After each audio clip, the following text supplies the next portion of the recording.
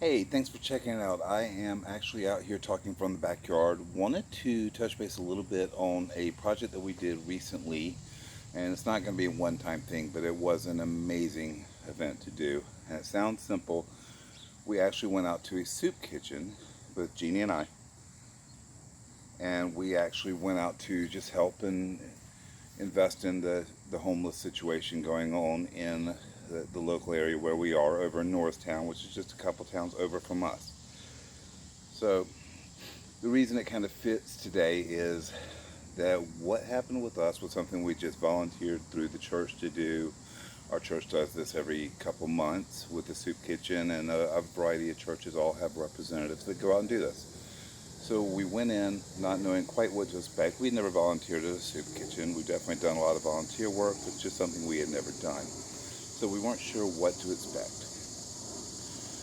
So before I get into the what happened, do me a favor, before you forget, go ahead and click that like and that share button and subscribe. Subscribe to the channel, keep updated on what's going on. If you're looking at this on Facebook, go ahead and feel free to share this with everybody, get the word out about what's going on. We would definitely love for everybody to be signed up and just keep an eye on this. And it's just something we're passionate about, is both giving with altruism, doing things just with nothing in return, and practicing self-love, the ability to take care of yourself so that you're best supercharged to take care of other people as well. It's definitely a critical thing to do. So check out lifeofpretty.com as the website if you want to go there. I'll drop a link in the actual posting here. So we went out to St. John's Church, which is the location in Norristown, Pennsylvania for Cecil and Grace Bean's Soup Kitchen. And they serve food, I believe it's daily, to the homeless population there. And I didn't know what kind of people would be there, what kind of event would be there, what would I have to do. I'm relatively struggling oftentimes with anxiety, and I have depression issues sometimes, and things that I have to work through on my own. Being around people, especially in an environment where I don't know what's going on, can be really intimidating for me. Maybe it is for you too. But we did it. We signed up, we went, and we walked in about an hour before the people were supposed to come in. And we took our son with us. Sean actually came along for the ride, and they put us to work when we got there. So our job setting up was to set up a cookie table. And I am not kidding you, I have never seen so many cookies in my life. It had to have been, it was two large folding tables side by side. And we took the cookies that were donated and we put them on the plates. We started out putting two on a plate, and they were all donated. A lot of chocolate chip, and there were some that I couldn't quite identify. Some had caramel in them, but the chocolate chip, which was, by the way, the most popular. If you're ever donating for a soup kitchen, chocolate chips move. There's no problem with that. So what we ended up doing, we ended up putting up to three on a tray, and we had over at one point 105 out on this table on these small plates, and we still had 2 or 3 boxes remaining of donated cookies. It's just absolutely amazing. Once it was said and done, they let the crowd in, and it was actually a pretty decent sized crowd. What made it so interesting to me, though, is they came in, and because this is sponsored through churches, they said a prayer for everyone, and just this whole variety of people came in. They actually opened the doors a little bit earlier because it was in the mid-90s. So it's close to what it is right now while I'm filming this. What makes it rough is, as I sat there thinking about it, these people are coming in because they need a meal. They need something to eat. So if you haven't eaten in a while, this can be something that you definitely need. I don't know what's going on here, but so these people are coming in because they need a hot meal. They need something to eat. But at the same time, as I sat there and thought about this, and I looked over at my wife and I told her, this may be the only air conditioning they get throughout the course of the entire day. They're homeless. They're living on the streets. It's 90 plus degrees, maybe 85 at night if they're lucky. And I know my wife was handling sign-ins, so while Jeannie was doing the sign-ins, she talked to a few people along the way, and I focused mostly on just trying to give a big smile, and the people that thanked me, I gave them a hearty "you're welcome." just, I was glad to help them, keeping the cookies stocked and keeping everything moving. Not the most rigorous job, but other people were handling the other food. They had casseroles and all kinds of stuff that they could have. They had tea, they had a water station, even a station to give them a peanut butter and jelly sandwich so they had something to eat that night. And as we talked to some of them, it turns out several of them were actually living in a local park nearby. That's just where they would live. One guy came in, had a bag with him. I later noticed it wasn't actually a bag, it was a box container that held his tent, because that's what he was living in. Living in the street on a tent. There was a guy sitting on a park bench when we had driven to the place, and we saw him. We made a couple passes because we realized we were early and went to get a coffee on the way, and we saw him again as we made the pass by on the way in, and he was actually sitting there waiting to walk the 2 blocks over to be able to get some food to eat. And we think about people who are homeless, maybe we think about one or two people around the area maybe, but this was enough to actually fill a large hall with people looking for a meal to eat. And don't limit yourself to thinking they look, for the most part, any different, or if they all fit one certain description. Yes, there were people that came in reeking of alcohol. There were people that came in smelling like they hadn't bathed, and guess what? They hadn't had an opportunity to bathe.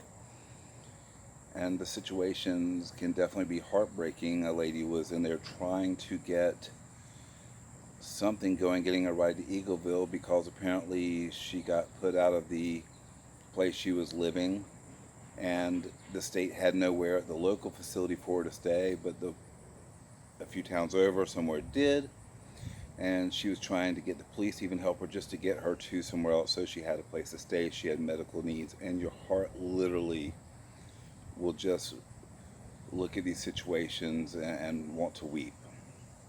It can be tough to do, but I did what I did. I stuck with my specialty, which was cookies, handing out cookies, making sure people had all they wanted for them. Several came up for seconds, but this is a mix of every race you can imagine, every age group, from young children with parents to older people.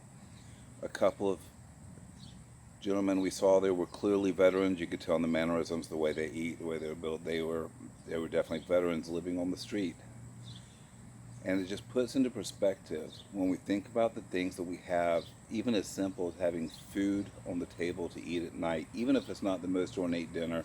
You can't afford to go to Red Lobster, you can't afford to go to the expensive, but you can't even afford Wendy's or McDonald's, but you have something on the table for your family. You got it better than some people do. And it was a really hard lesson for me to see the people in these situations. At the same time, it really showed how blessed my family is. We're not wealthy by any stretch, folks. We struggle in a lot of ways in terms of finances from time to time. But we're together. We eat every day. We have a roof over our heads. The kids are able to go to school. I have a daughter going to college this coming year. There's a lot of opportunities that other people just don't feel that they have in life, and that can be tough. We're all one world, one planet, and we can be one people. We were actually at church this morning, and I was listening to the pastor, and she was talking about some scripture about a gentleman who had a very productive crop that year, and he was talking about tearing down his barns and building bigger barns to store it all. And that in Jesus' eyes, that was more of a sinful thing to do. And the reason being is, if you've got that much, share. There's a whole world out there, and there are a lot of people who could use the benefits. Whether you're giving food, whether you're giving time, whether you're giving effort, whatever it is, simply find a way to give. It doesn't always have to be money. Just giving your time, giving a smile to someone, holding a door, all these things make such a difference in the lives of others. And there's people out there that have real needs. I know for my son, the need is, what Nike pair of shoes am I going to get this year for school? Valid concern. I get it. But there's people out there who are in need of shoes, period. As it turns out from listening to the pastor, one of the biggest requests they get when people who are homeless ask for something, an item, if there was anything they could get that they needed, the biggest request they get is for socks. Because they're walking all day, they live outdoors, and their socks get ratty, nasty, and torn. So even if you're able to get socks donated to a homeless shelter, something around somewhere that it could be made use of, that would just be an amazing gift to do. It doesn't have to be anything expensive. A lot of times just going to volunteer somewhere that helps people can be one of the best things you do, whether it's a domestic violence shelter, a homeless shelter, a soup kitchen, whatever you can do to make a difference, just a food pantry. Donate some supplies and the things that you decide you just didn't want to eat might be the life-saving difference for someone else who otherwise might not eat. And it's an absolutely amazing thing. I've studied this, so I'm going to do an article soon on this for the website. But the act of giving, the act of kindness, the act of loving yourself and loving your community, giving of love, is one of these common themes that you find across every major religion. You know, whether you're looking at the Hindu religion, the Christian religion, Catholic, you know, even Buddhism is not so much a religion, it's just a way of practice. But even along that, giving and taking care of the world around you, loving and treating your world with respect, it's just a fundamental theme that transcends all of these religions. Not to say that atheists and agnostics don't practice this in their own way as well, because this is really what human nature is all about. So many times we get lost in the I want to have this. And great, you do, and if you have the resources, get it. I'm not saying don't get things that you want to get or need to get in your life, but also remember that loving your community and doing something for them is equally as beautiful. So again, like and subscribe. Hope you'll check it out. And as always, we thank you for watching and have a beautiful day.